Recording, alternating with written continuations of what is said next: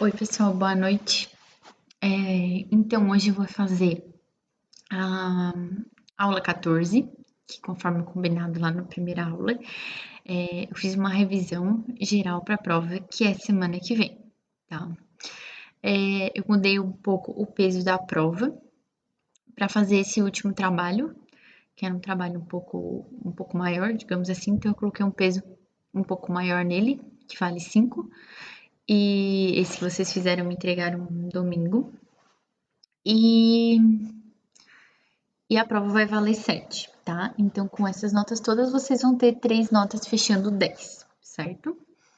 Então, eu vou falar um pouquinho sobre o trabalho que vocês me enviaram até domingo, que eu vou colocar as notas hoje para vocês. Achei muito interessante as propostas que vocês trouxeram, cada um trouxe de uma forma diferente, né? Alguns exploraram um pouco mais as questões ali que vocês mesmos falaram nos trabalhos que fizeram e achei bem interessante algumas sugestões que vocês trabalharam no trabalho. É interessante que muitos trouxeram a questão de cores e tal. Não teve muitas observações em relação a objetos de memória ou coisa assim, mas em relação ao espaço, ao que os alunos falaram foi bem atendido as propostas de vocês, tá?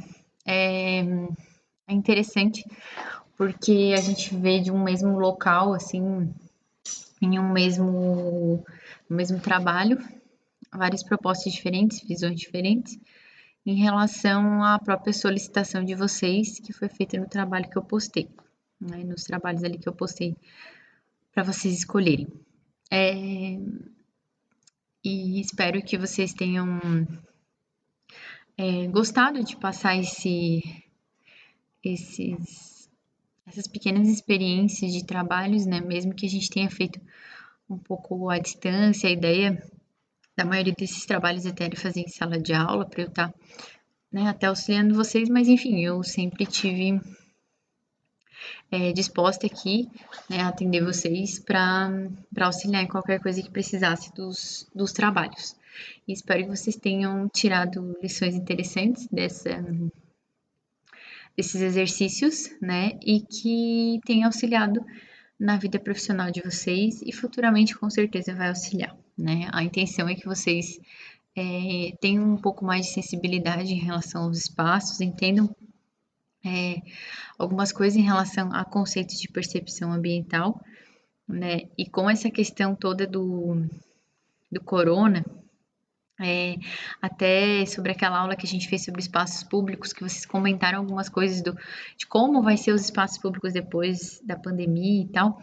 É interessante também vocês pensarem nos espaços, né? Eu queria deixar esse recado aqui, assim, digamos. É muito novo ainda, a gente ainda está vivendo esse momento da pandemia, né? Mas eu já percebo o quanto é importante a gente começar a pensar nos espaços mais ventilados, né? Porque assim, num momento como esse, a gente começa a pensar assim, poxa, melhor não ligar o ar-condicionado, por exemplo, melhor não ter uma sala toda fechada, melhor eu ter uma sala com circulação de ar, para nesse caso eu poder estar com o meu comércio ou né, o meu escritório, o meu negócio aberto o tempo todo por conta dessa circulação de ar, né? Para que realmente não haja a proliferação de vírus, enfim. Porque lugares fechados, né? É comprovado que o ar circulando, mesmo tendo uma renovação de ar, ele acaba proliferando de certa forma os vírus que já estão ali dentro, né? Porque o ar condicionado faz essa troca essa troca do ar, mas ele troca só a temperatura, ele não troca o ar, né, propriamente dito. Então, assim, é interessante com que vocês percebam nesse momento alguns pontos que podem ser melhorados nos nossos ambientes e até nas nossas cidades, né? Como vocês mesmos falaram dos espaços públicos na aula de espaço público, o quanto é interessante estar observando esse momento para que daqui para frente a gente tenha outras formas de projetar e outras visões mesmo de usar os espaços, né? Então vamos lá. eu fiz uma revisão, eu coloquei assim os pontos-chave de todas as aulas que a gente teve desde o início, tá? É claro que assim, eu até gostaria que vocês fossem olhar em alguns PDFs, eu postei todos no portal e também na sala de aula virtual das aulas. Se tem alguma coisa em relação a alguns temas que eu vou passar aqui, mas que vocês não, acho que eu tenho que me aprofundar um pouco mais nisso, vou dar uma olhada nisso para eu lembrar melhor. Vocês podem ir lá, né? Porque tem as aulas, a maioria tá gravada, mas o PDF já ajuda a relembrar bastante, porque nos próprios slides eu já escrevo bastante conceitos e frases em relação àquilo que eu quero mostrar. Então aqui eu vou passar mais ou menos tudo aquilo que a gente viu, né? O que seria relevante para a gente finalizar esse semestre com a prova final. Então, eu coloquei os temas resumidos conforme as aulas anteriores, né? São 13 aulas, que foram duas presenciais, né? E o restante tudo online. Então, peço que vocês revisem também alguns arquivos na sala de aula virtual e no portal acadêmico, tá? Aqui nos dois eu coloquei os PDFs, enfim, dos slides.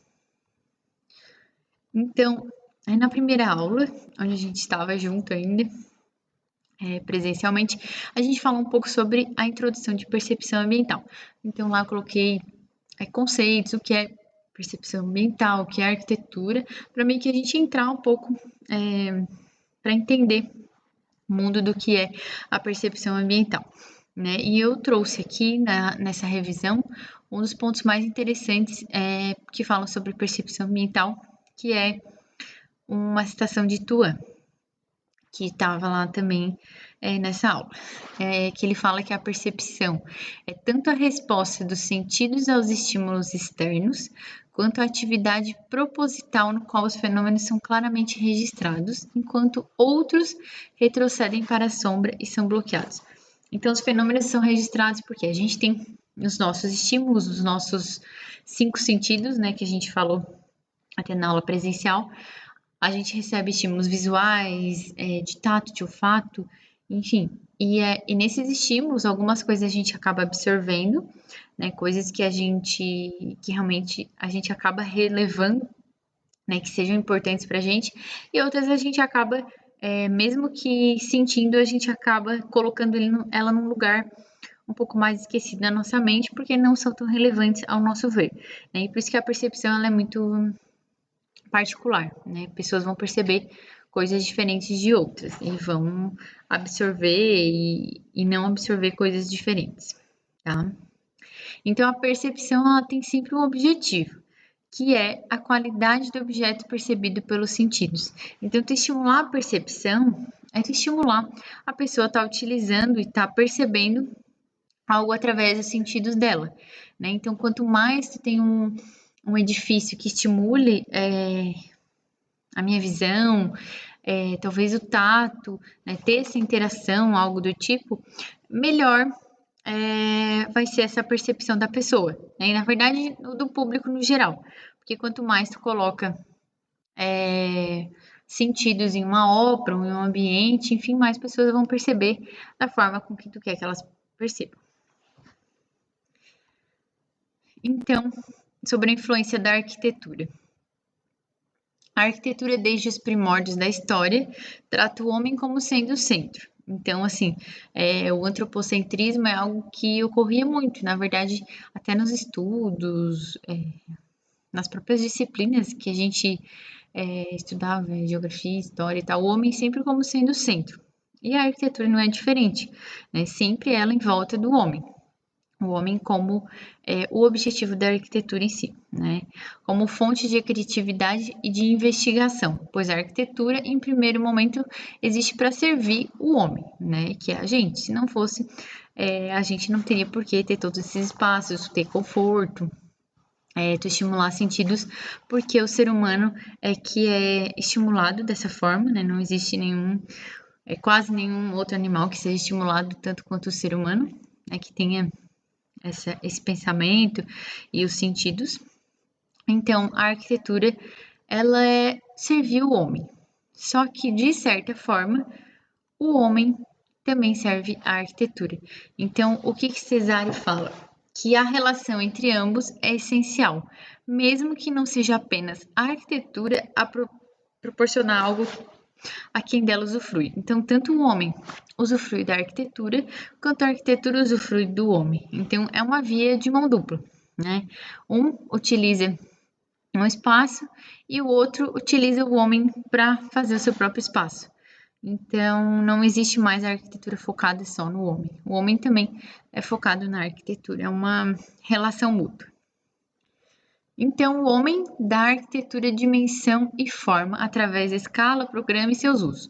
Ou seja, se a gente está fazendo um restaurante, a gente vai focar no uso que é a questão de comer, ou então de encontrar pessoas, para estar montando um programa, para estar montando o próprio espaço, para estar estimulando algumas coisas naquele local, pensando no homem, né? Então, o homem dá essa dimensão à arquitetura, mas ela é uma via de mão dupla, né? Portanto, partindo disso, o espaço recebe a sua identidade. Então, assim, já falando de um local mais particular, uma casa ou algo assim, ele tem a sua identidade, né? Assim como uma casa recebe seus habitantes, pois quando ainda vazia, a percepção do espaço não tem identidade,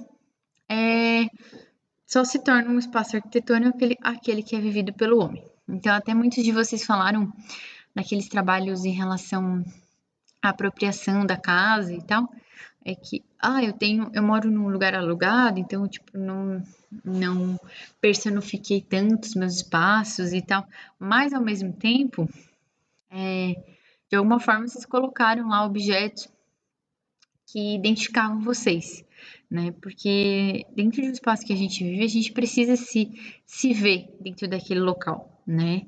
Porque o homem realmente, ele só torna aquele espaço vivenciado quando ele realmente está vivendo ali e personifica aquele local. Um espaço vazio simplesmente não tem significado, porque ele não tem, tu não tem sentidos naquele local, tu não tem nada que identifique ninguém, tu não tem uso, tu não tem foco, enfim, é só um espaço vazio, né? Mesmo que ele tenha sido projetado para alguma coisa, muitas vezes ele é um espaço vazio e sem significado. Então, percebemos o espaço e construímos uma imagem mental onde o definimos. Isso quer dizer o quê? Quando a gente chega num lugar, a gente percebe esse espaço, entende ele, tem as nossas sensações e criamos uma imagem do que ele traz para a gente. Até quando vocês fizeram o trabalho do mapa mental de Criciúma, são trabalhos totalmente diferentes um do outro. E isso é super normal. Porque uma pessoa vai entender de uma forma. Aí eu vejo Criciúma assim. Tem gente que desenhou quase Criciúma inteiro.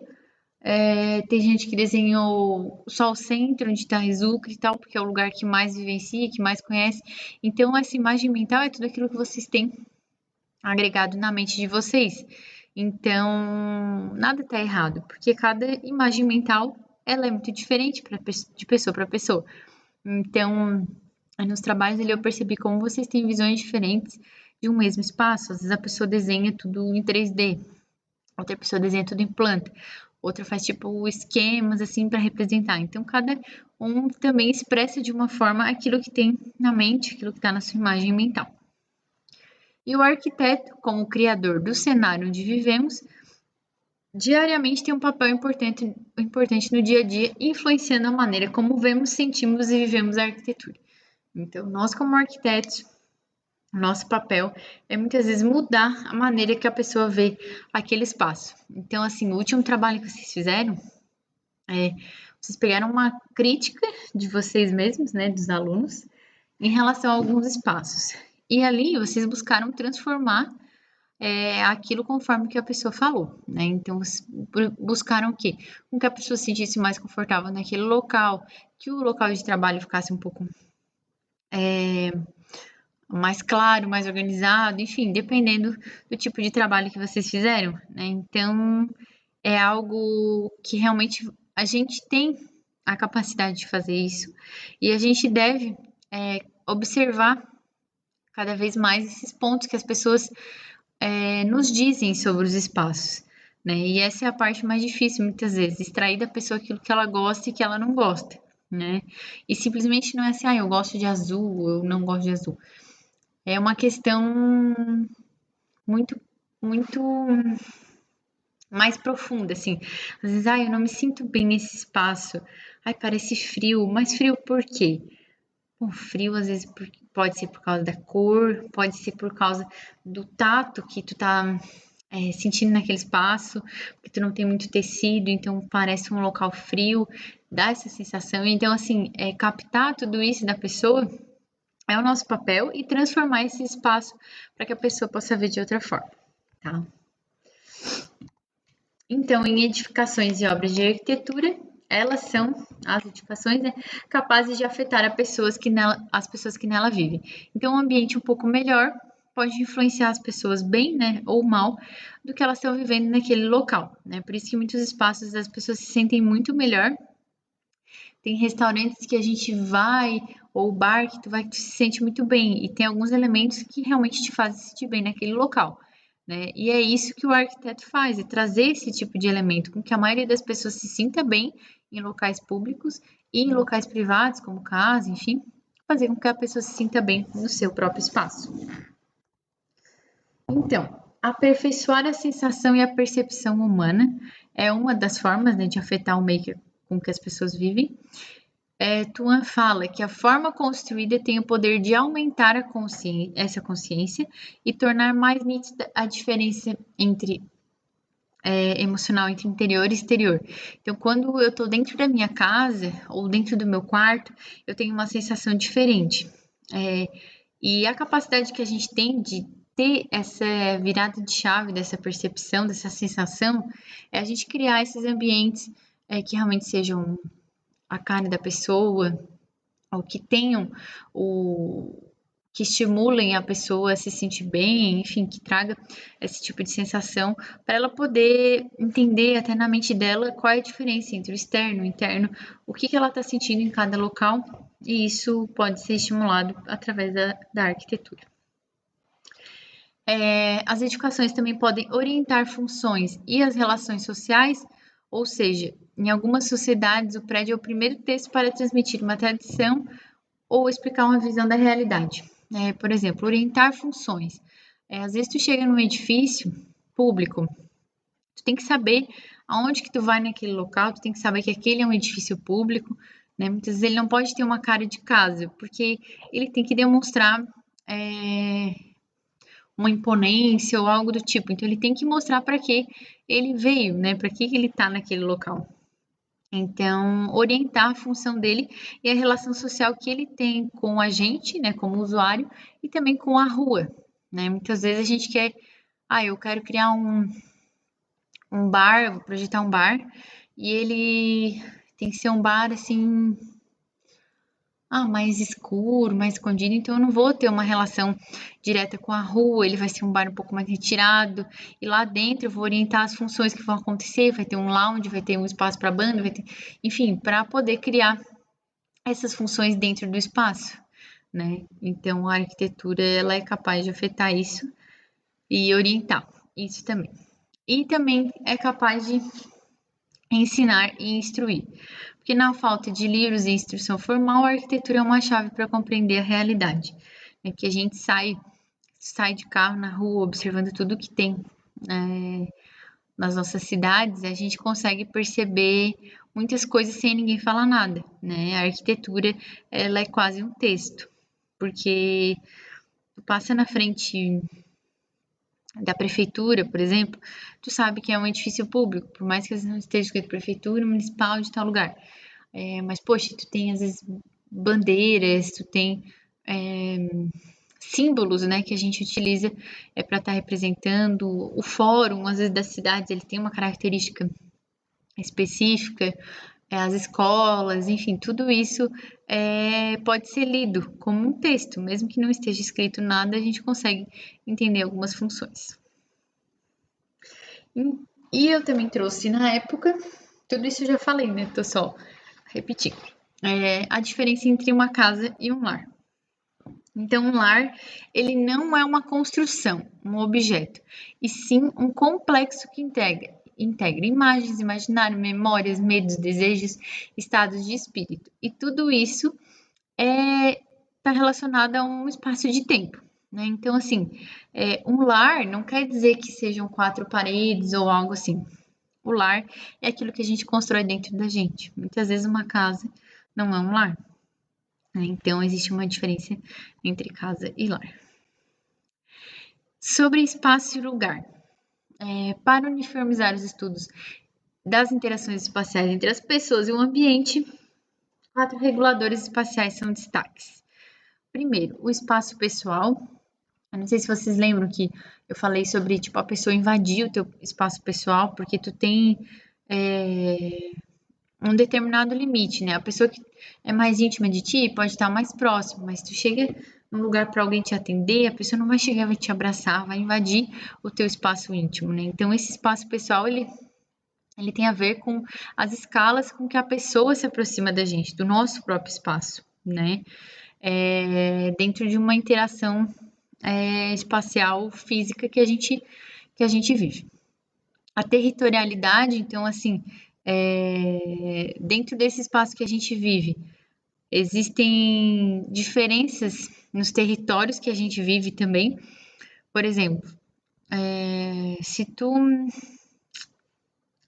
exerce uma função, aliás, exerce um tipo de comportamento dentro da sala de aula. Né? Quando tu tá no bar lá na frente da ESU, tu exerce um outro tipo de comportamento. O território, então, tem a ver também com o comportamento e as interações que a gente vive, tá? A privacidade, que aí é algo que a gente coloca limite no que a pessoa pode ou não, né? Qualquer pessoa pode estar invadindo próximo da gente, o nosso espaço, as nossas coisas, enfim. E a aglomeração, que é o contrário da privacidade, né? Quando muitas vezes a tua privacidade é invadida num show, num metrô lotado, num ônibus. Então, essas questões de interações espaciais têm a ver com o espaço e lugar e com o homem, diretamente. E o espaço se torna lugar para cada sujeito após o sujeito dar significado e valor para esse lugar, para esse espaço, tá? Conforme Montgomery, então, o lugar, que é aquele lugar que a gente significa, né, não é um espaço, é um lugar que a gente conhece e dá um valor a ele. Ele é formado pela função daquele próprio espaço, então uma sala de aula é uma sala de aula. A forma, a forma é essa, retangular, quadrada, enfim, tem janela, é a forma física dele. E o significado que esse espaço tem para mim. Então, o lugar é formado por tudo isso. Por isso que não existe lugar sem ter o significado, certo? E ainda sobre espaço e lugar, a gente tem a identidade, que é o lugar como ele realmente é. Por exemplo, se um restaurante é um restaurante, ele vai ter cara de restaurante. Ele vai ter mesas, ele vai ter cadeiras, ele vai ter um local para o caixa, um atendimento, enfim. E esse lugar vai somar com a forma com que eu percebo ele. Às vezes eu posso perceber ele de uma forma um pouco mais aconchegante do que outra pessoa. Eu posso entender aquele local como um local familiar, enfim.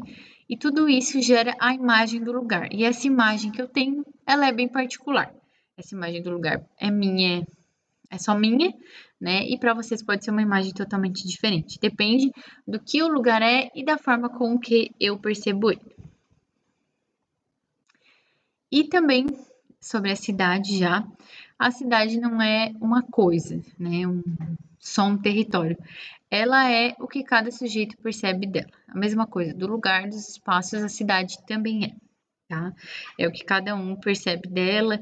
E se tu acha que a cidade é um pouco perigosa, que, enfim, ela não te gera um conforto, a tu tá andando na rua, ou coisa assim, ela é a tua visão. E tem gente que pode se sentir confortável de alguma forma andando nesse mesmo espaço, né?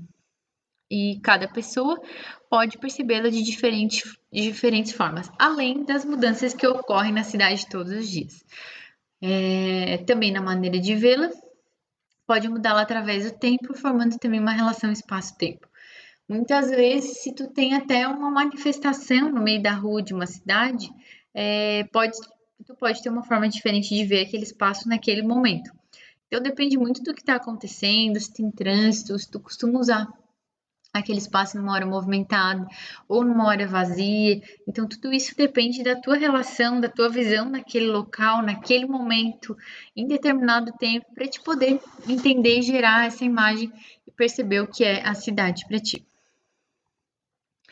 Então, o espaço ele está vinculado ao vazio, ao movimento, à liberdade. Um espaço pode ser ocupado por um corpo. E o lugar, ele está vinculado à vivência e à apropriação. Então, espaço a gente tem muitos, mas lugar realmente é só aqueles que a gente significa, tá? Agora, em relação ao homem, espaço e tempo, que é meio que uma continuação, mas a gente traz mais alguns conceitos aqui. Então, a compreensão dessas três dimensões, que é o homem, o espaço e o tempo agora, eles constituem a produção, percepção e experiência da matéria com que são compostos os corpos e espaços arquitetônicos. E eles devem partir do reconhecimento da inquestionável singularidade e incerteza entre a relação que o homem estabelece com o meio que ele envolve. Ou seja, é muito particular a percepção, a produção. O homem com o meio que se envolve, ele é totalmente singular e ele tem uma relação espaço e tempo, né? Porque, como eu falei, um determinado lugar em um mês pode ser uma coisa, em outro mês pode ter um significado totalmente diferente. Então, o tempo ele tem uma relação muito, ele é como se fosse um recorte daquele espaço, daquele lugar, né? E tu acaba significando conforme aquele tempo que tu tá vivendo lá, né? Então, o tempo ele passa a ser um terceiro componente na relação entre o homem e o espaço. Então, aqui a gente tem um homem, um espaço comum, né? Uma biblioteca aqui, mais ou menos, e o tempo fazendo a relação entre eles, né? Eu tenho 30 anos, então eu penso assim, o recorte de tempo em que eu vivo, eu percebo os espaços da forma com que eu me relaciono com eles, né? Os meus pais, que têm 50 anos, eles vêm de outra forma, eles têm um outro recorte de tempo, né? Eles viveram outras coisas. E os meus avós, que têm 70, 70 e pouco, já viveram um outro recorte de tempo, veem a cidade de maneira diferente e cada um tem essa relação entre homem, o espaço, né, que muitas vezes a gente vivencia os mesmos espaços, as mesmas casas, porém temos uma relação diferente também em relação ao tempo. Então, o espaço ele permite ser habitado fisicamente e mentalmente, e também permite ser habitado temporalmente, ou seja, todo aquele espaço que eu estou utilizando, ele tem um recorte de tempo. Mesmo que eu permaneça, digamos que vocês estão na sala de aula, lá na Exucre, vocês vão ficar 5 anos estudando, né? No mínimo 5 anos. Então, vocês vão estar lá naquele recorte de tempo percebendo coisas diferentes. Quem entrar a partir de agora, vai ter uma outra percepção dentro de outro recorte de tempo. Então, o tempo ele faz uma relatividade entre o que cada um percebe também. E sobre a apropriação do espaço, que é algo que a gente tem falado bastante nas últimas aulas, desde lá da cidade, do espaço público, da casa, é que o conceito de apropriação do espaço é um dos mais importantes da psicologia ambiental, né? E por sua vez, então, da percepção ambiental. E ele pode ser usado como método ou como conceito. A apropriação se dá em um processo. E esse processo a gente viu em 2 aulas, né, que foi a aula que a gente falou da cidade e também a aula que a gente falou da casa. Que a gente falou sobre o processo de identificação, né, onde a pessoa se identifica com aquele espaço, personificação, onde a gente coloca realmente a nossa cara naquele espaço, né, se ele nos permite fazer isso. Ele nos gera o sentimento de pertença, então realmente eu pertencer àquele espaço e ele a mim, mesmo que eu não seja dona daquele espaço, mas eu coloco coisas minhas, eu tenho o sentimento de pertencer realmente àquele lugar, mesmo sendo até meu ambiente de trabalho, enfim. A cultivação, que também é um dos conceitos, porque a gente cultiva o lugar que a gente se identifica, né, que a gente pertence, enfim. E o sentimento de defesa, que é realmente a questão da proteção daquele espaço, daquele lugar, enfim. Em relação à apropriação do espaço, então, o modo de apropriação de cada família e de cada indivíduo depende dos modelos culturais, papéis sociais, formas e estilo de vida, né? Como até vocês falaram em alguns dos trabalhos, a minha mãe, onde ela vai, eu vi bastante isso é muito legal. Ela muda, troca todas as cortinas, bota a cortina que ela gosta, ela traz os objetos que era da outra casa, enfim. Então sempre quando há uma família nova, num espaço novo ou algo desse tipo, existe um modelo cultural já dessa família, que muitas vezes é diferente daquele que vivia ali antes, então existe uma adaptação nesse espaço, né? E até pelo estilo de vida, às vezes se uma pessoa idosa morava num apartamento e logo vem pessoas, né, jovens que querem receber muita gente e tal, às vezes todo esse espaço acaba se adaptando para receber esse novo estilo de vida, né? E se apropriar desse espaço também, de formas diferentes, porém também é apropriado. E igualmente interfere referências às imagens de si e do próprio corpo. Então, quando tu se vê naquele espaço, tu também tem uma outra visão de si dentro desse espaço, né? A gente quer se encontrar dentro dos espaços que a gente vive. Então, o espaço, ele é apropriado e ele é apropriante, porque a gente se apropria dele e ele também se apropria da gente, de certa forma. Então, marcamos o espaço e ele põe a sua marca em nós. Daí, claro, tem algo que é um pouco mais abrangente em relação a tu muda de estado, tu acaba pegando sotaque daquele local, pegando manias da cultura, as formas de viver, ou não, ou algumas coisas tu não tira de ti, assim, isso fica, mas de qualquer forma tu vai se adaptando ao modo de vida daquele local que tu tá vivendo, né? Então, o sotaque, o tom de pele, os modos de falar, de vestir, de comer, de morar, tudo isso vai se alterando conforme também a cultura e o espaço onde tu tá inserido. E aqui, sobre a cidade como palimpsesto, que a gente falou em uma das aulas, o palimpsesto é aquele papiro que era escrito, era meio que apagado e reescrito em cima para reaproveitar o papiro. Então, em uma aula a gente viu sobre isso, de como a cidade ela se compara com o palimpsesto também. Né? Ela é uma escrita que se oculta sobre a outra, mas ela de qualquer forma deixa traços que tu consegue enxergar. Né? Há um tempo que se escoou, que é aquilo que está atrás, que está por baixo, e que deixou vestígios que podem ser recuperados. Então, de uma certa forma, ele aparece, ele talvez não seja tão relevante, mas ele pode ser recuperado para realmente voltar a aparecer ou não, ou ficar somente como uma marca na cidade. Né? Então, a cidade, enquanto materialidade, é um palimpsesto de formas que remetem à imagem arcaica do tecido ou à trama no qual se sobrepõem várias camadas. Então, muitas vezes a cidade era de uma forma, em 1920, as pessoas andavam de carroça, enfim, então ela tinha uma outra configuração. A partir do momento que a cidade vai passando pelo processo do tempo, ela precisa se adaptar a algumas coisas.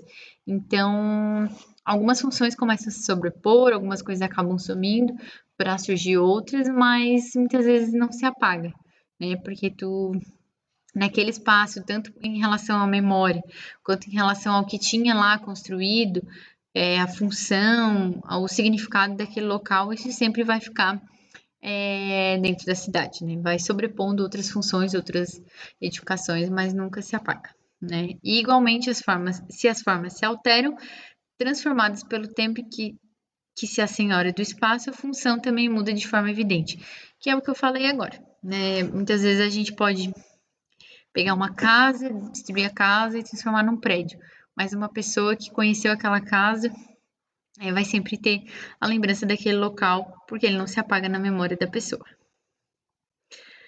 Então, o palimpsesto ele nos apresenta o tempo agindo sobre a dimensão urbana, sobrepondo espaços como camadas. E o tempo também é apresentado sobre o nosso olhar, né? O nosso movimento no espaço urbano. Tudo aquilo que eu observo dentro do meu recorte de tempo e que aos poucos vai mudando também num recorte de tempo, tudo isso também tem relação com o palimpsesto, porque as formas, funções e edificações vão se sobrepondo e surgindo novas, né? Agindo sobre essa dimensão da cidade. E sobre o espaço urbano, a gente tem conceitos do Gordon Cullen, que a gente viu alguns em aula, sobre questão da edificação, do próprio entorno, onde ela se encontra, enfim. Então, aqui, até eu trouxe o exemplo que eu coloquei lá na aula, que o Gordon Cullen fala sobre análise visual, né, que um conjunto de edifícios adquire um poder de atração visual e nele ocorrem fenômenos que dificilmente poderão ser verificados em um edifício isolado. Então, aqui a gente tem uma casa no campo, né, uma edificação totalmente isolada. E ele dá uma sensação diferente já de eu colocar essa casa ou uma outra edificação no meio de um contexto da cidade, em outros edifícios, porque ela não é olhada isoladamente. Ela tem entorno, ela tem outras vivências do que essa foto aqui que eu coloquei num campo, por exemplo. Né? Então, uma construção isolada no meio do campo nos dá a sensação de estarmos perante a uma obra de arquitetura, mas um grupo de construções imediatamente sugere a possibilidade de criar uma arte diferente. Então, o entorno, o grupo onde qualquer edificação está inserida, ele dá um outro contexto, né? E Gordon Cullen fala sobre isso, sobre essa questão das análises visuais que ocorrem na cidade. Então, ele fala sobre a visão serial, que na verdade é uma. Na aula eu falei sobre isso, mas é como se fosse uma sequência daquilo que tu tá percebendo, né? Se tu sai na porta da tua casa, tu tem uma visão, aí tu vai andando, tu passa por baixo de um túnel, tu tem uma outra visão, e assim, todas as sequências que tu vai vendo série de edificações, de espaços diferentes, dentro de um recorte de um espaço, de um tempo que tu tá percorrendo aquele local. Por isso que é serial, é em série, né? Como se tu estivesse percebendo aquilo em etapas diferentes e formas diferentes também. A questão local, que aí entram vários conceitos que ele chama em relação ao edifício. Por exemplo, se ele é um marco arquitetônico, o que, que ele está relacionado em volta dele, se ele está numa sequência, o que, que aquilo está relacionado em volta dele. Então, são vários conceitos que trazem para aquela edificação ou uma valorização ou até um esquecimento, dependendo de como ela estiver posicionada nesse local. E o conteúdo também daquele espaço, que é o que a cidade também gera para aquele espaço, o próprio contexto do bairro, da vizinhança, as cores, tudo aquilo que tu utiliza como forma de ou chamar atenção ou esconder aquele espaço. Então, a frase veio depois. Então, Gordon Cullen fala que tudo isso é uma relação entre o usuário e o ambiente, tudo isso como cada um percebe dentro desses conceitos que ele traz. E vamos falar sobre o espaço público, que então a vida pública acontece no próprio espaço público, com conhecidos e desconhecidos. Então, a vida pública, deixa eu botar mais para cima. A vida pública ela não acontece em encontros marcados, particulares, como eu botei aqui na foto. Cadê a foto? Esse é um espaço público. E isso é um encontro privado. Então, a vida pública ela acontece no espaço público coletivo com desconhecidos e desconhecidos, espaço que é acessado por todos, né? Eu organizar uma festa na minha casa, no meu salão de festa, não sei onde, não é um encontro público, um encontro coletivo, um espaço público, é um encontro privado, é diferente. Né? Então, conforme Jacobs, essas atividades que acontecem marcadas e tal são definidas como uma ampliação da vida privada.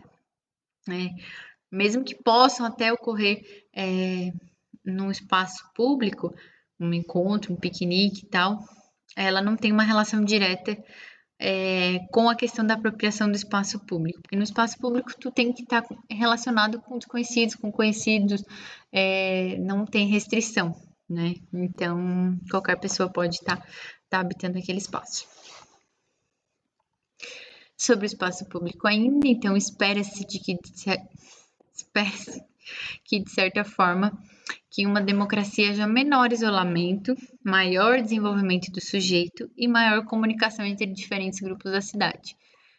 Por isso que o espaço público ele é tão importante, porque ele faz a relação entre diferentes grupos que se relacionam dentro de uma localidade, um bairro, uma cidade, para que as pessoas realmente possam ter uma democracia, né? O espaço público ele deve ser acessado por todos e ali as pessoas se relacionarem também entre si, né? Isso pode ser estimulado no espaço público, que é o palco das relações interpessoais. É tão importante ter o espaço público porque ele faz essa democratização mesmo do espaço, né? Ele não deve ser limitado.